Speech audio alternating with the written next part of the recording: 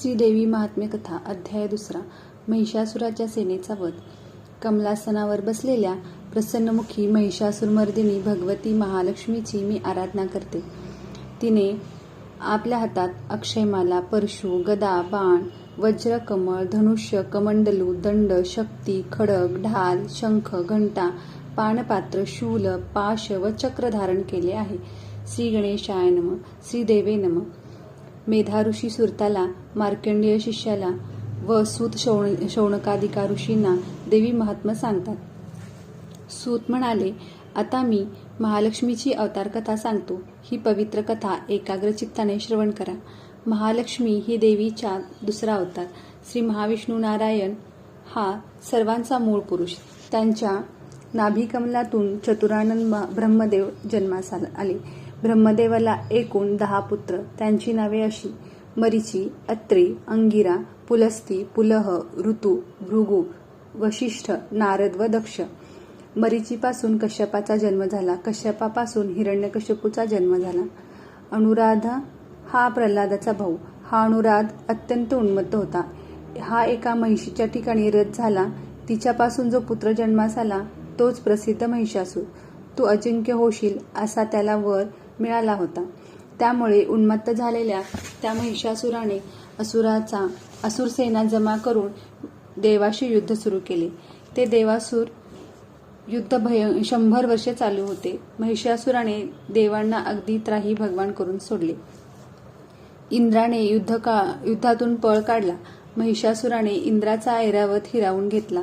मग तो स्वतः स्वर्गाचा राजा इंद्र झाला.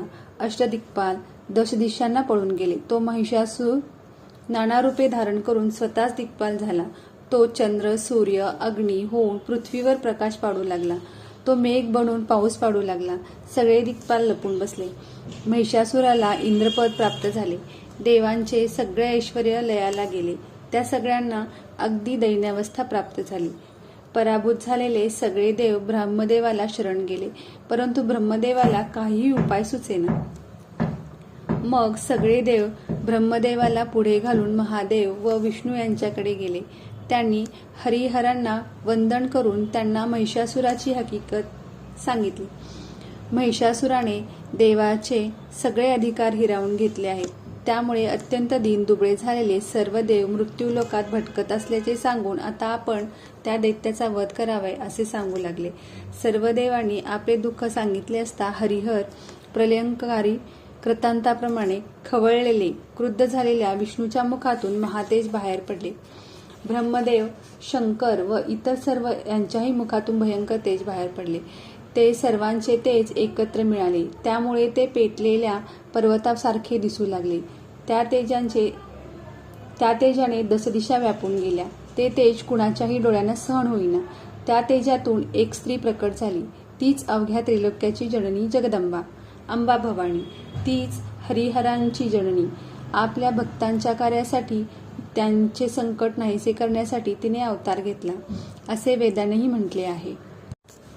शंकराच्या तेजापासून त्या देवीचे मुख निर्माण झाले. यमाच्या तेजापासून तिच्या ठिकाणी केस निर्माण झाले. विष्णूच्या तेजापासून हात निर्माण झाले. चंद्राच्या तेजापासून 2 स्तन, इंद्राच्या तेजापासून कटिप्रदेश निर्माण झाला. वरुणाच्या तेजापासून मांड्या व पोटऱ्या. त्याचप्रमाणे पृथ्वीच्या तेजापासून नितंब निर्माण झाले. ब्रह्मदेवाच्या तेजापासून 2 पाय व सूर्याच्या तेजापासून पायांची बोटे प्रकट झाली. वसूंच्या तेजापासून हातांची बोटे व कुबेराच्या तेजापासून नासिका प्रकट झाली. प्रजापतीच्या तेजापासून त्या देवीचे दात व अग्नीच्या तेजापासून 3 नेत्र प्रकट झाले. संध्याच्या तेजापासून भुवया व वायूच्या तेजापासून कान प्रकट झाले. अशा रीतीने सर्व देवदेवतांच्या तेजापासून कल्याणमयी देवी प्रकट झाली. सर्व देवदेवतांच्या तेजापासून प्रकट झालेल्या देवीला पाहून महिषासुराच्या छळाने त्रासलेल्या सर्व देवदेवता अतिशय आनंदित झाल्या. मग दैत्याच्या वधासाठी भगवान शंकरांनी आपल्या शूळापासून एक शूळ काढून तो देवीला दिला. विष्णूंनी आपल्या सुदर्शन चक्रापासून एक चक्र निर्माण करून ते भगवती देवीला अर्पण केले. वरुणाने तिला शंख दिला. अग्नीने शक्ती दिली. वायूने एक धनुष्य, बाणांनी भरलेले 2 भातेही दिले. देवराज इंद्राने आपल्या वज्रापासून निर्माण केलेले वज्र दिले. त्याचप्रमाणे ऐरावतीच्या गळ्यातील एक घंटा देवीला दिली.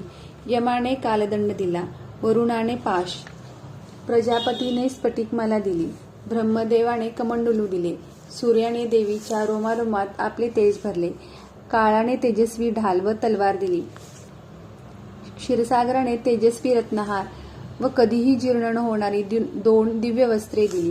त्याचप्रमाणे त्याने देवीला दिव्य चूडामणी, 2 कर्णभूषणे, कडे, तेजस्वी अर्धचंद्र, सर्व हातांसाठी बाजूबंद, दोन्ही पायासाठी पैंजण, कंठभूषण व सर्व बोटात घालण्यासाठी रत्नजडित अंगठ्याही दिल्या. विश्वकर्म्याने तिला एक तेजस्वी परशु दिला. त्याचप्रमाणे अनेक प्रकारची अस्त्रे, अभेद कवच, मस्तकावर व छातीवर धारण करण्यासाठी कधीही न कोमेजणाऱ्या कमळाचे हार दिले. सागराने तिला सुंदर कमळ दिले. हिमालयाने तिला वहाण म्हणून सिंह व अनेक प्रकारची रत्ने दिली.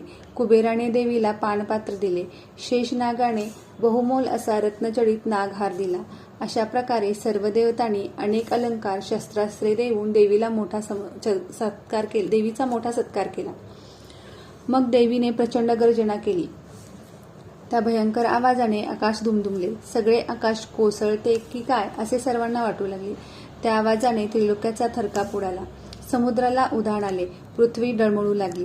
पर्वत हलू लागले. त्यावेळी सर्व देवदेवतांनी मोठ्या आनंदाने सिंहारूढ भगवती देवीचा जय जयकार केला. जयस्तु अंबिके, जयस्तु अंबिके असे सगळीकडे शब्द उमटले.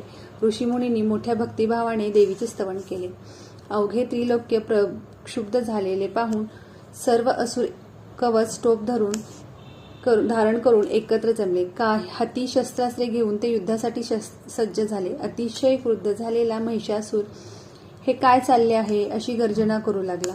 कोटी कोटी असुर महिषासुराकडे धावत गेले. अवघे ब्रह्मांड गडबडले. अशा प्रकारे आकाश कडाडले. सगळे असुर धावा धावा असे ओरडू लागले.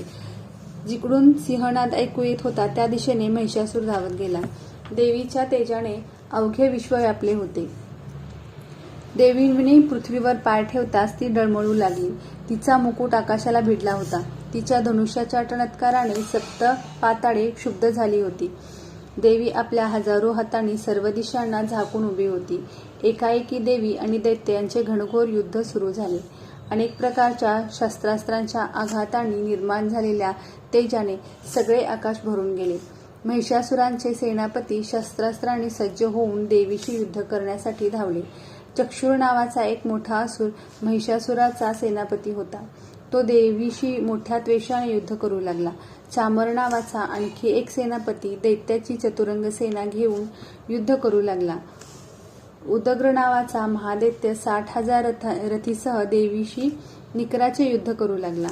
महाहणू नावाचा दैत्य 1 कोटी रथींना बरोबर घेऊन युद्धाला प्रवृत्त झाला.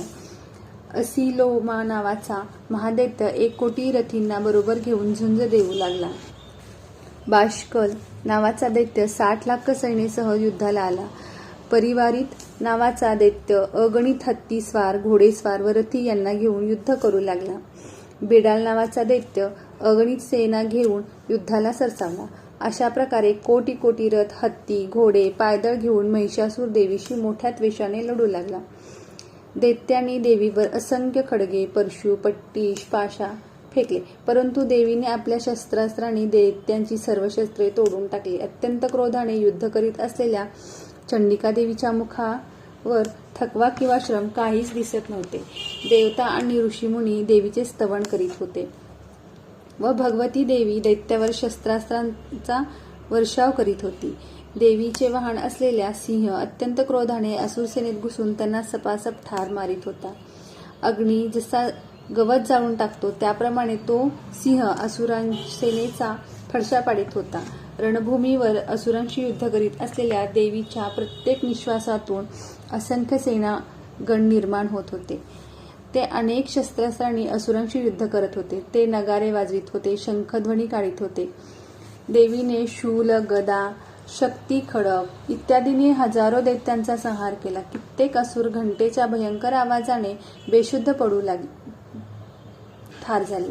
देवीने अनेक असुरांना पाशाने बांधून जमिनीवर आपटून ठार मारले. अनेक असुरांचे देवीच्या तलवारीने तुकडे तुकडे झाले. असंख्य असुराच्या देवीच्या गदाघाताने चेंदामेंदा झाला. कित्येक असुर देवीच्या मुसळाच्या तडाख्याने रक्त ओकून मेले. कित्येकांचे पाय तुटले, डोके फुटले, मुंडकी तुटली. मुंडकी तुटून पडलेले दैत्य तशाही स्थितीत हातात शस्त्रे घेऊन देवीशी युद्ध करीत होते.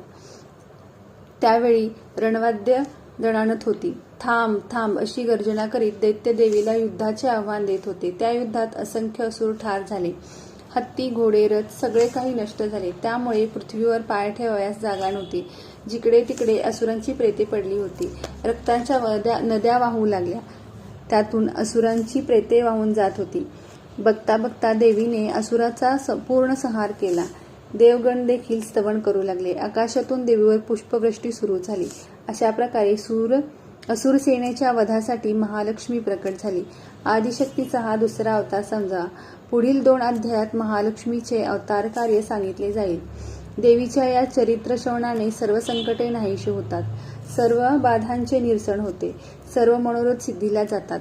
सप्तशतीत जे सांगितले तेच येथे वर्णन केले आहे. सर्व करती करविती ती आदिशक्ती जगदंबा. तिने जसे बोलवले तसे वर्णन केले. त्या जगदंबेला नमस्कार. श्री मार्कंडेय पुराणाच्या सवर्णिकीय मन्वंतरातील देवी महात्म्यातील महिषासुर सेनावध नावाचा 2रा अध्याय समाप्त. श्री जगदंबा अर्पणामस्तु. शुभम भवतु.